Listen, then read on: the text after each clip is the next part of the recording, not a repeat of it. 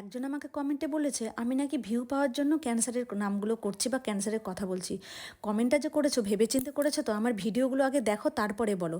Doctor আমাকে FNAC test করতে দিয়েছে গলার, আর আমি এফএনএসি টেস্ট করেছি। ডাক্তার আমাকে থাইরয়েডের মেডিসিনটা বাড়িয়ে দিয়েছে, প্লাস আমাকে বলেছে প্রত্যেক বছর বছর আমাকে এফএনএসি টেস্ট প্লাস হচ্ছে আমার আলট্রাসাউন্ডও করতে হবে গলার, যেন আমার ক্যান্সারের জাম না হয়ে যায়, ক্যান্সারের জামটা যেন গলায় না হয়ে যায়। আর হ্যাঁ, তার সাথে এটাও লক্ষ্য রাখতে হবে যেন আমার এই ফোলাটা যেন গলার ফোলাটা আরও ফুলে না যায়, তার সাথে ব্যথা না শুরু হয় সঙ্গে সঙ্গে, তাহলে আমাকে আবার এফএনএসি টেস্ট করতে হবে। যদি জাম আমার হয়ে যায়, ক্যান্সারের গলার যদি জামটা আমার হয়ে যায়, সঙ্গে সঙ্গে যেন তারা ট্রিটমেন্ট করতে পারে।